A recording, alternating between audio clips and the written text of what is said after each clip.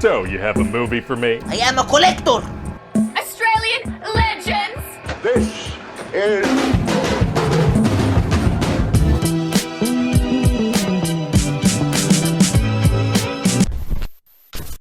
And go. What's up everyone, it's Adam from FWCI and let's have a look at the pitch meeting for the Wolverine. Also just want to take a moment to shout out Ryan George. I've been reacting to the pitch meetings. These have been great for the channel, getting plenty of views. I appreciate all the support from you guys. You've been really consistent, so thank you so much for checking out these videos.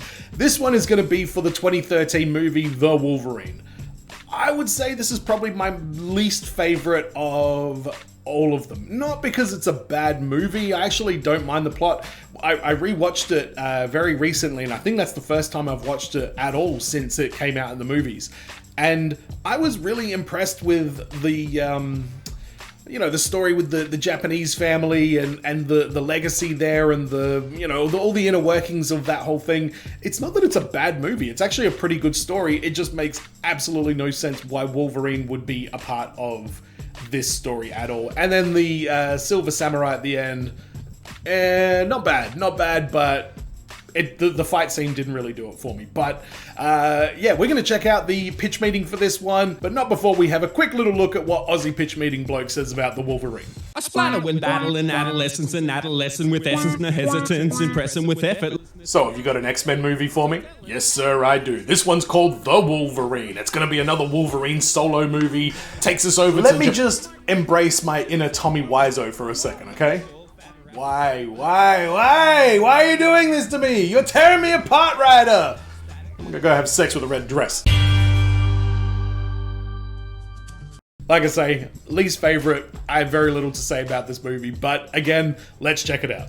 So, you have a Wolverine movie for me? Yes, sir, I do. So we're gonna meet Wolverine back when he was a prisoner of war in Nagasaki in 1945. Okay, I can see where this is going, and it sounds a little insensitive. I don't know the meaning of the word. It means not sensitive. Oh, right, that makes sense, and that is a good way to describe it, I guess. So what happens to Logan? Well, he saves this guy Yoshida from the atomic bomb using a metal door and his body. Wow, Wolverine must look messed up after that. Yeah, he's gonna look like a sun-dried tomato's been doing CrossFit and is seeing some pretty good results. Oh, a super fit tomato. Anyway, then he's gonna wake up in bed with Jean Grey. Oh, so they're together now? Isn't she dead? She is, so then Wolverine wakes up again. Oh, a dream within a dream, you got me. Yeah, you idiot, you thought he was done dreaming, but he's not. My concept of reality's been shattered and I don't know how to feel anymore. Great, so Jean is gonna be like this sexy ghost-like character that's haunting Wolverine for the whole movie. Oh, attractive ghosts are tight. Yeah, and so then this girl Attractive ghosts are tight.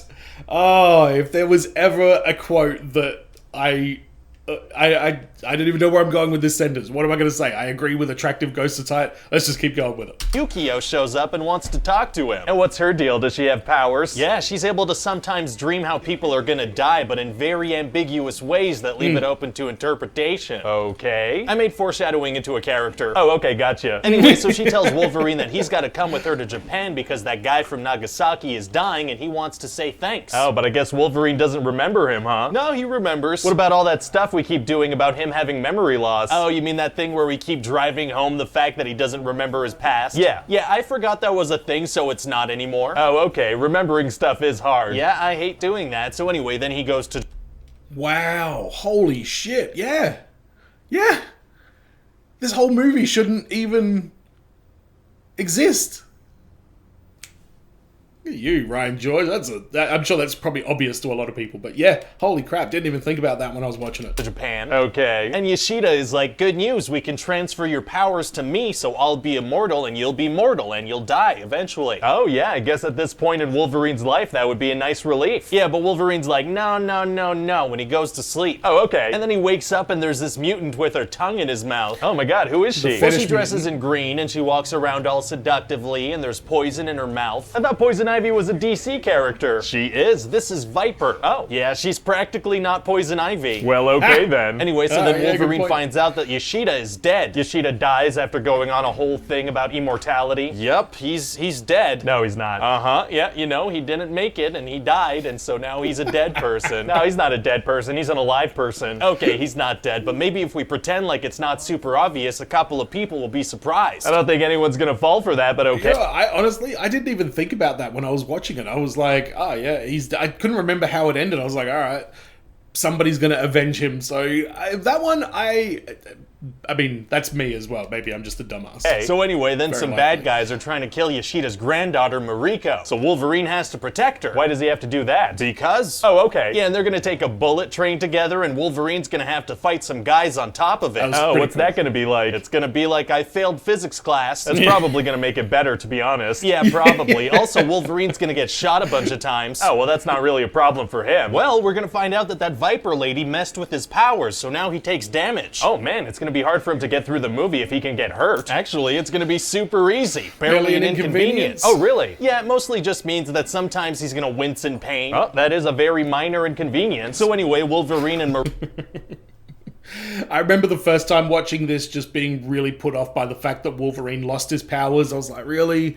I'm going to spend an hour of this movie watching him just like, So, and that's basically what ended up happening. Rico head to just outside Nagasaki to hide out. Okay. And they talk for a little bit, but then it starts to rain and their clothes get all wet. Oh, so they make love. What? No, they don't. Yep, they do. I'm sorry. It's movie law. What do you mean? If two characters get caught in the rain, that scene needs to be immediately followed by a kiss or a love scene. Well, what happens if I just have them dry off and get changed? You'll be executed. Oh my god, well, I guess they make love then, despite there being no real chemistry there. Oh, very romantic and very law-abiding. And then she's gonna get kidnapped. Uh-oh. Yeah, so Wolverine has to go save her and fight a bunch of ninjas and bad guys. Wow. And that Viper lady's gonna get shot in the heart with an arrow. Oh, so she dies? No, she takes the arrow out and sheds her skin, so she's fine. What? Yeah, it's just like a viper, you know? You stab them in the heart and then they shed their skin and they're totally fine. I don't think that's a thing. Where did Yeah. you hear that? A crazy guy shouted it at me on the subway. Oh, okay, as long as there's a source. Anyway, so then she dies for real like a minute later. Oh. And there's gonna be somebody inside this big silver samurai armor and Wolverine's gonna have to fight them. Very exciting. And it turns out that Yoshida is alive and he's inside the armor. Yeah, I know. Ah, damn it. Yeah, sorry. Anyway, he tries to steal Wolverine's healing powers. So Yoshida's plan was to lure Wolverine over to this place so he can weaken him and steal his powers? yeah, pretty evil, right? But didn't they already have him, like at the beginning of the movie? What do you mean? Why'd they go through all that extra trouble of faking a death and luring him to a new place when they had him? He was sleeping, he was poisoned. Well, if they did all that then the movie would have been over in like 10 minutes. Oh, that's too short for a movie. Yeah, so we gotta go with this, unnecessarily complicated plan. Can't have a 10-minute movie. Anyway, so then he throws Yoshida off a cliff. Well, great. And so that's about it. Sounds like a lot of fun. Well, thank you very much, and I think it'd be really great if we make this thing R-rated. Oh, no way. Oh, why not? Well, I mean, if you have an R-rated superhero movie, you alienate the younger audience. Oh, so it wouldn't make any money? Exactly. There's just no way that could be successful. I'm sorry. Yeah, Logan was friggin' awesome. Yeah, was that R-rated or not? I think I remember hearing people say that it was going to be R-rated and they wanted it to be, but it wasn't overly gory. I don't recall, to be completely honest, but man, they nailed it on the head. There are some significant, not just like if you want to nitpick, but like full-blown what the fuck, who wrote this shit kind of moments in this movie. This was, I think, the first real moment where an X-Men movie, I mean, X-Men Origins wasn't the best, but I think it still held together a little bit better than this one. I don't know, it's what do you want? Do you want to eat shit or do you want to eat double shit? I mean, take your pick. But this was fantastic. Love Ryan George. Merry Christmas to everyone as well. And as always, be well, stay safe, look after your friends. See you in the next video. Peace.